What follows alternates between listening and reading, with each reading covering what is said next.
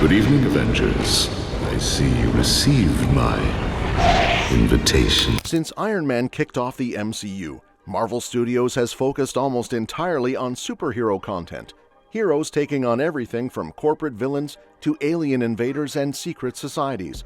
While fans love these stories, the idea of superhero fatigue is real, and recent flops like Secret Invasion, Ant-Man and the Wasp: Quantumania, and Morbius show it's hitting some viewers hard. Thankfully, in 2022, Marvel mixed things up with Werewolf by Night, a horror-themed special directed by Michael Giacchino. With black and white visuals, practical effects, and nods to classic monster movies, it stood out and hinted at exciting new possibilities for the MCU. Now that Marvel Studios is leaning more into supernatural horror with Agatha All Along, diving into the magical and eerie side of the MCU.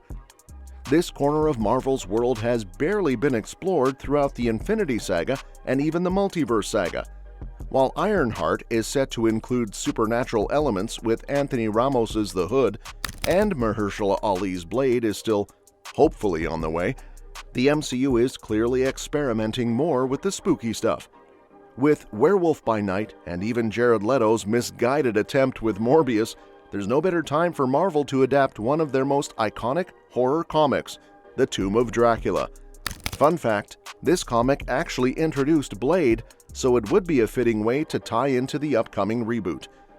For those who might not know, The Tomb of Dracula was a monthly horror comic Marvel published from 1972 to 1979. It ran for 70 issues, with Marv Wolfman taking over as the main writer after the first 6 issues, which were initially handled by comic legends Gardner Fox, Gerry Conway, and Archie Goodwin. Gene Colan handled all the artwork, with Tom Palmer on inks for most of the series. The story revolved around a group of vampire hunters battling the infamous Count Dracula, who became a major dark figure in the Marvel Universe. Marvel's Dracula even fought big names like the X-Men and the Avengers in the comics.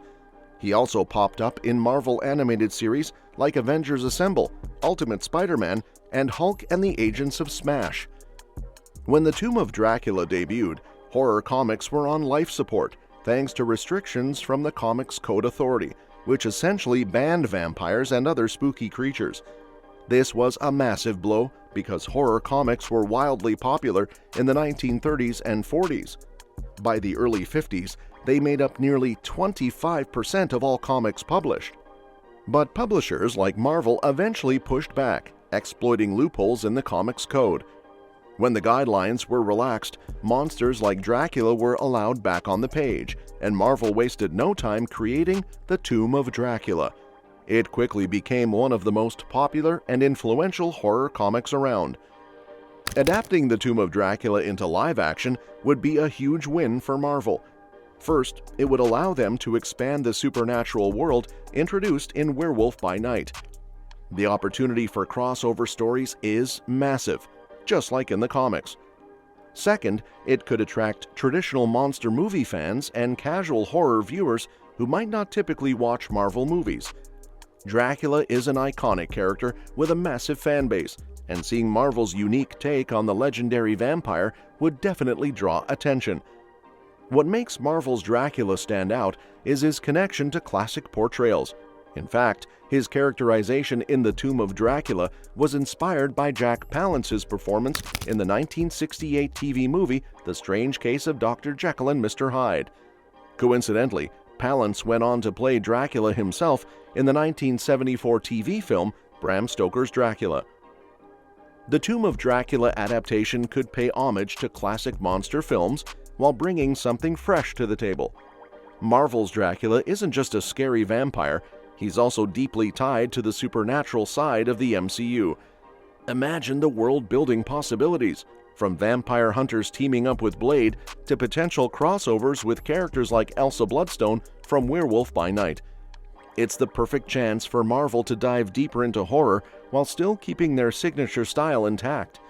With fans hungry for fresh takes and supernatural stories gaining traction, adapting The Tomb of Dracula could open up a thrilling new chapter for Marvel Studios, and it might just stake a claim as one of their most exciting projects yet. The classic Tomb of Dracula comic series took a lot of its vibes from old-school black and white Universal monster movies. Think Bela Lugosi's Dracula and the Hammer horror films where Christopher Lee embodied the Count. But instead of just sticking to familiar territory, writer Marv Wolfman and his team elevated the Dracula mythos, creating a fresh, thrilling narrative that brought in a diverse and memorable cast of characters. These weren't your average supporting players either. The crew of vampire hunters included Quincy Harker, son of Jonathan and Mina Harker from the original Dracula story, and Rachel Van Helsing, the fierce great-granddaughter of Abraham Van Helsing, who was sworn to take down the Count.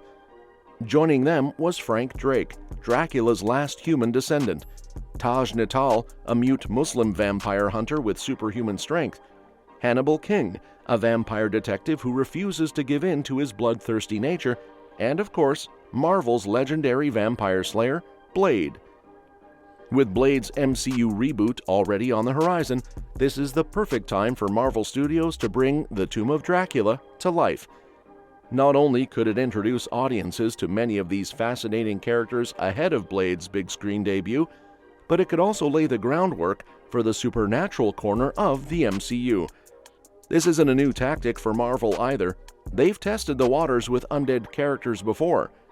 Back in the 1970s, Morbius the Living Vampire made his debut in the Amazing Spider-Man comics, giving Marvel a way to gauge audience interest in vampires. When Morbius was well received, despite the Morbius movie not exactly hitting the same note, Stan Lee greenlit The Tomb of Dracula, marking Marvel's full dive into the horror genre. The success of The Tomb of Dracula was groundbreaking. Running for 70 uninterrupted issues over 7 years in the 70s, it became Marvel's longest-running series focused on a villain. According to Les Daniels in Marvel 5 Fabulous Decades of the World's Greatest Comics, this series is the most successful comic book to feature a villain as its title character. Now that's no small feat, and longtime fans still regard it as one of the most important and impactful horror comics ever. Beyond its immediate success, The Tomb of Dracula influenced the broader Marvel universe in ways that casual fans might not realize. For one, it gave us Blade, whose success led to his own trilogy of films, a TV show, and countless animated appearances.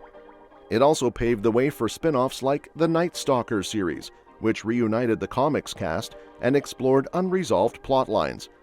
The series even tied into major Marvel events, like Doctor Strange's dramatic destruction of all vampires in his own comic. Naturally, they didn't stay dead for long. Dracula himself returned in various Marvel miniseries, including Death of Dracula in 2010. As recently as 2019, Marvel's version of Dracula faced off against the Avengers, leaving plenty of room for an MCU adaptation to connect the Count with live-action heroes. The supernatural world introduced by Werewolf by Night has already opened the door for darker, creepier storytelling in the MCU. Adapting The Tomb of Dracula feels like the next logical step. Whether it's turned into another Marvel special presentation or a full-on series, this iconic comic deserves to be brought to life. It's not just about Dracula himself, it's about the ensemble of characters, the chilling atmosphere, and the rich storytelling that could appeal to horror fans and Marvel enthusiasts. One of the top priorities for the MCU has to be nailing the casting for Dracula. Honestly, I think Keanu Reeves would be perfect for the role. He's already shown he's made for these kinds of characters. Who doesn't love his vibe in Constantine? Another great pick would be Bill Skarsgård.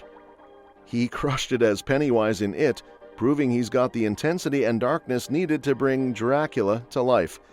Either of them would absolutely nail it. And that's that for today's video. Thanks for watching, and we'll see you in the next one. Your suggestions for future videos are always welcome in the comments below.